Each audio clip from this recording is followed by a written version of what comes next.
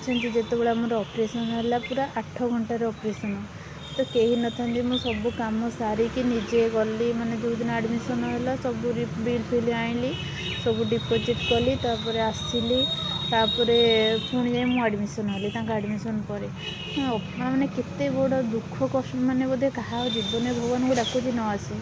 8 ଘଣ୍ଟାରେ ଅପରେସନ୍, ଆମେ 2 ଜଣ ଅପରେସନ୍ ବେଡ଼୍ରେ ପଡ଼ିଥିଲୁ। ଆମ ପାଇଁ କେହି କାହା ପାଇଁ ନଥିଲେ ଯେ ଜଣେ ଅପେକ୍ଷା କରିବାକୁ ଆଉ ଜଣେ କେତେବେଳେ ଅପରେସନ୍ ସରିବ।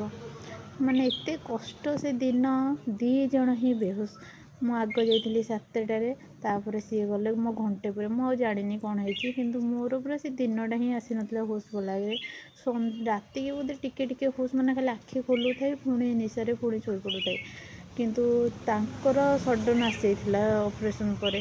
କିନ୍ତୁ ମୁଁ ପୁରା, ମୋର ତ ଖାଇବା ପିଇବା କିଛି ଠିକ୍ ନଥିଲା, କାନ୍ଦି, ମାନେ ମୋ ଅବସ୍ଥା ନଥିଲା ନା, ଏକୁଟିଆ ସବୁ ବୁଝାବୁଝି ଦୌଡ଼ ଧାପଡ଼ ସବୁ କରୁଥିଲି। ମାନେ ଏତେ କଷ୍ଟ ଲାଇଫ୍ରେ ମୁଁ ଦେଖିଛି ନା, ମୋତେ ବୋଧେ ଆଉ କୌଣସି କଥାର କାହାର କିଛି ପ୍ରଭାବ ହିଁ ପଡ଼ିବନି, କାରଣ ଏତେ ଦୁଃଖ, ଏତେ କଷ୍ଟ, ଏତେ ଯନ୍ତ୍ରଣା ଦିନ ମୁଁ ଦେଖିକି ଆସିଛି। ଆଠୁ ବଢ଼ିକି ଆଉ ଦୁଃଖ ବୋଧେ ଜୀବନରେ କିଛି ନଥାଏ। ଯେତେବେଳେ 2 ଜଣ ଯାକ ବେଡ଼୍ରେ ପଡ଼ିଥିବୁ, ମୋ ଛୋଟ ଛୋଟ ଛୁଆ ଘରେ ଅପେକ୍ଷା କରିଥିଲେ, ସେତେବେଳେ ଆମେ ବଞ୍ଚିବୁ କି ମରିବୁ ଆମେ ବି ଜାଣିନଥିଲୁ। ମାନେ ଭଗବାନଙ୍କ ହାତରେ ଆମ ଜୀବନଟାକୁ ପୁରା ଛାଡ଼ି ଦେଇଥିଲୁ। ଆଉ ଭଗବାନ ବୋଧେ ସେଥିପାଇଁ ସହିପାରିଲେନି, ଏତେ କଷ୍ଟ ଦେଇଥିଲେ ସେ ତ, ପୁଣି ଭଗବାନଙ୍କ ଦୟାରୁ ଭଲ କରିଦେଲେ। ସେଇ ତ ମାନେ ବହୁତ ବଡ଼ କଥା।